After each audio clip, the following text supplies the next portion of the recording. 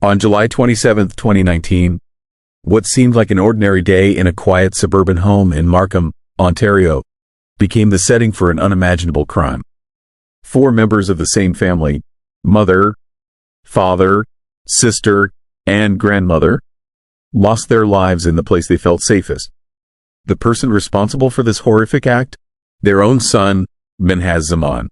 But what makes this case even more disturbing is what happened next.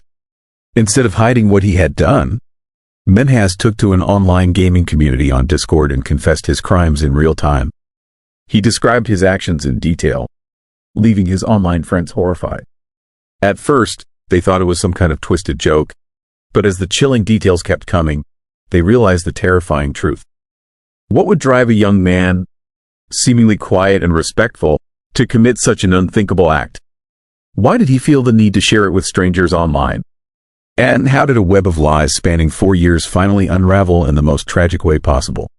This story explores the lives of the victims, the pressures that led to this moment, the shocking online confession, and the dramatic legal consequences that followed.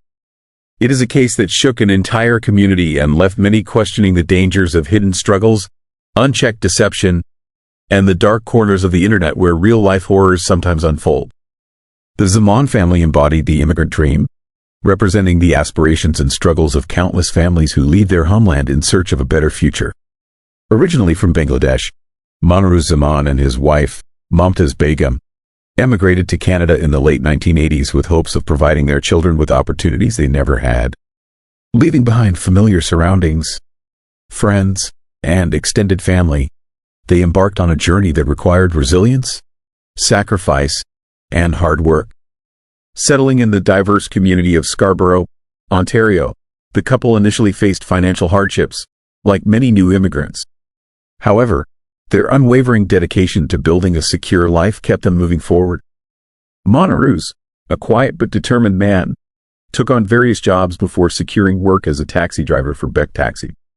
He was well regarded in his profession, known for his patience and dedication. He worked long hours, often late into the night, to ensure his family's stability. His commitment allowed them to buy a home in Markham, a suburb known for its strong South Asian community and excellent schools. Menhaz was the heart of the household. A warm and caring woman, she not only raised her children but also managed their rental properties. She had a natural ability to connect with people, often going out of her way to help friends and neighbors.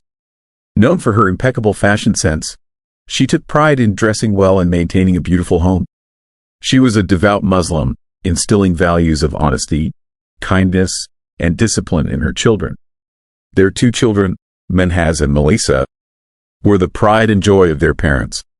Melissa, the younger of the 2, was a bright and ambitious young woman with aspirations of becoming a neurosurgeon. Known for her intelligence and diligence, she was an academic achiever who excelled in school. She had a vibrant personality and was well loved by her peers. Her future was filled with promise, and she worked hard to make her parents proud.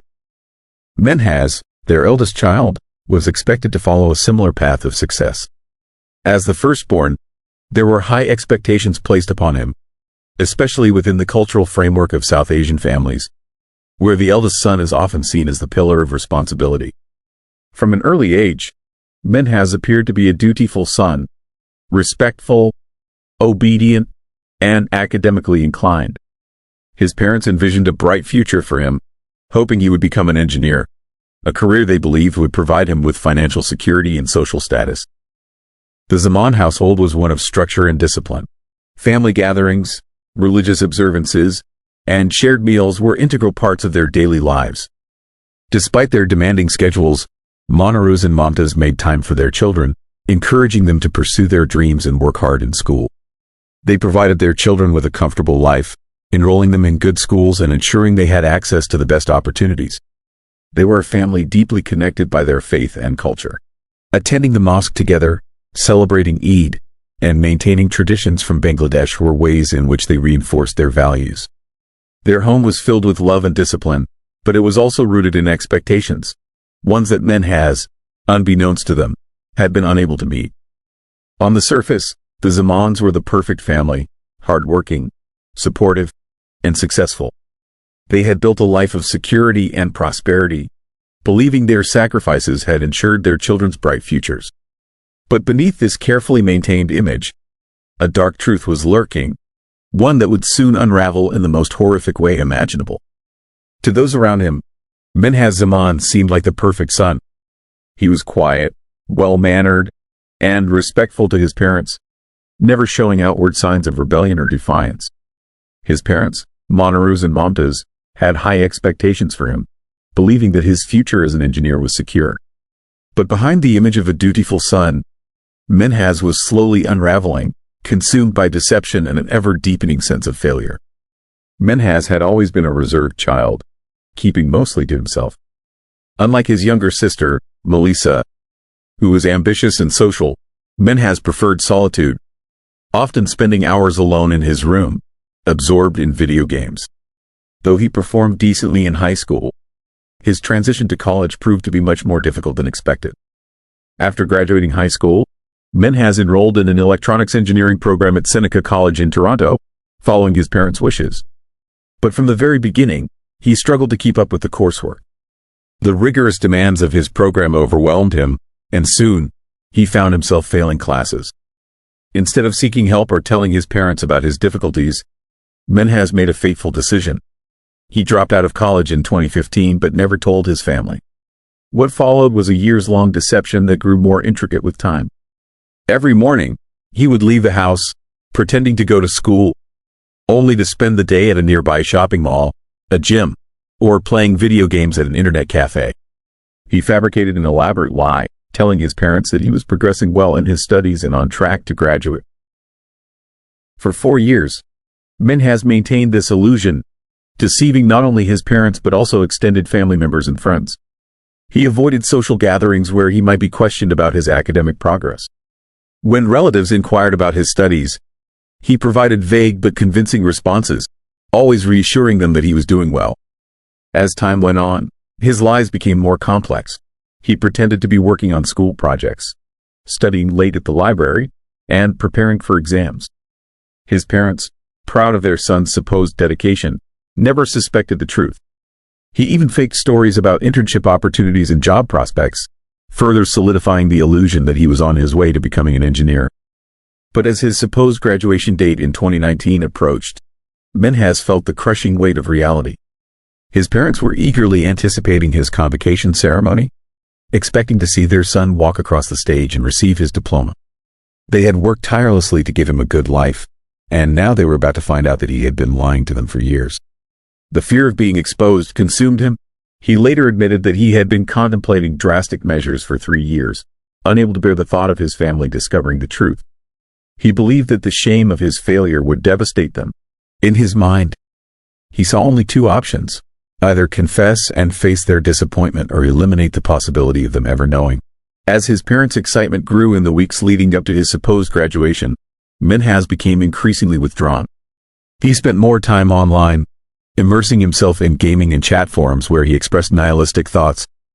He began sharing his morbid fantasies with online friends, hinting at the horrifying plan that was forming in his mind. By July 2019, Menhaz had convinced himself that the only way to prevent his family from discovering his deception was to unalive them. What should have been a moment of celebration for the Zaman family, watching their eldest child graduate and take the next step in life, was about to turn into an unimaginable nightmare. As the anticipated date of his expected graduation in July 2019 approached, Menhaz Zaman found himself trapped in the deception he had maintained for 4 years. The burden of sustaining his falsehoods became overwhelming, and the fear of his family uncovering the truth weighed heavily on him. He later admitted that for 3 years, he had harbored distressing thoughts, believing that his family would be deeply disappointed upon discovering his academic deception. On July 27, 2019, Menhaz carried out a tragic act. He first unalived his mother, Momtaz Begum, in a violent attack. Following this, he changed his clothes and took a shower to clean himself up. An hour later, he targeted his grandmother, Firoza Begum, using the same method. After this second act, he went to his room, rested for a while, and spent time on his phone. As the evening progressed, he waited for his sister, Menhaz Zaman, to return home from work. In the meantime, he played video games and engaged in casual conversations online, as if nothing had happened. Once his sister arrived home, he approached her and inflicted harm upon her as well. Afterward, he once again cleaned up, changed his clothes, and returned to playing video games, displaying a disturbing level of detachment. Finally, around midnight, he confronted his father, Menhaz Zaman, when he returned from work. Before this, Menhaz had spent time watching videos on his computer and eating food from the kitchen, as if preparing for what was to come. When his father arrived, Menhaz carried out the final act of violence. Afterward, he washed up once more, changed into fresh clothes, and went back to his online activities, continuing to communicate with people on Discord. Following these events, Menhaz turned to an online community. He disclosed his actions to friends on Discord, a platform popular among gamers. He shared distressing messages and provided explanations for his behavior, stating, "I did this because I didn't want my parents to feel ashamed of me." His online acquaintances, initially unsure if he was serious, soon realized the situation's severity and promptly contacted authorities. On July 28, 2019, law enforcement arrived at the Zaman residence after being alerted by online users. Well, Anthony, as York Regional Police forensic investigators continue to process the crime scene inside this Markham home behind me, where the bodies of 3 women and 1 man were found Sunday, we continue to learn more details about the victims and the accused. 23-year-old Menhaz Zaman was formally charged yesterday with 4 counts of first-degree murder. News has now learned the victims found in the home, this home on Castlemore Avenue in Markham, around 3 p.m. Sunday, are Menhaz's parents, Menhaz and Menhaz Zaman, his sister Menhaz Zaman, and his grandmother. Beck Taxi confirms to Global News that Menhaz has been a taxi driver for the company since 2011, while Menhaz's sister was a student at York University while also working at a supermarket here in Markham. As for a motive, police will not comment, but Global News has spoken to a number of people who knew Menhaz from an online gaming community forum, who shared chats with us that the accused allegedly posted online, including pictures of his dead family members and even a picture of a bloody knife after the crime. In the online posts, Menhaz Zaman told friends online his parents thought he was at university for mechanical engineering, when in fact he had dropped out 3 years ago and since then had become depressed. He had become an atheist, and he was planning to kill them, not wanting to bring shame to his parents. Now, in this post put on a message board on a public World Void website entitled Markham Massacre, an administrator writes about Menhaz Zaman, quote, "None of us expected him to go that far. None of us had any idea of his plans. He has been more offensive than usual recently, which led to him being banned on the game platform on the 11th of this month." Now, back here live at the scene, as you can see, there is a small flower memorial just in front of the home as police continue their forensic investigation. Zaman will be back in court on Friday. Now, a number of his friends from the online gaming community who have been in touch with Global News tell us that they actually alerted authorities on Sunday morning to the fact that Menhaz had allegedly confessed online to killing family. Some of them concerned, in fact, with the response time, and many of them say they actually had known for months that he said he was planning to do something, but none of them believed it, thinking he was just, quote, a troll. Officers encountered Menhaz at the entrance and, upon investigation, confirmed the tragic loss of his family members. Menhaz was taken into custody and later admitted responsibility, attributing his actions to intense personal fears and emotional distress. Menhaz Zaman faced legal consequences for his actions.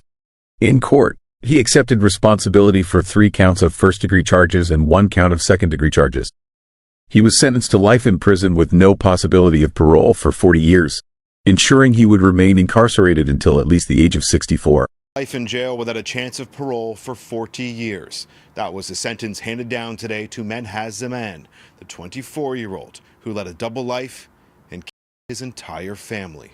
A warning, some of the details in our story are disturbing. The pain and anguish of an unthinkable tragedy may never wane for family and friends. Following sentencing today, we spoke with one of Zaman's lawyers, who was instructed by the convicted killer to join the Crown in requesting that his parole ineligibility be set at 40 years. This case highlights the severe consequences of deception and the overwhelming pressures some individuals face due to family expectations. It underscores the significance of mental health awareness, particularly in communities where societal expectations may discourage individuals from seeking help. In the aftermath, the Markham community struggled to comprehend the tragedy. Vigils were held to honor the victims, and discussions arose about the importance of mental health support in addressing societal pressures. The Zaman family story serves as a reminder of the critical need for compassion, open communication, and support within families and communities.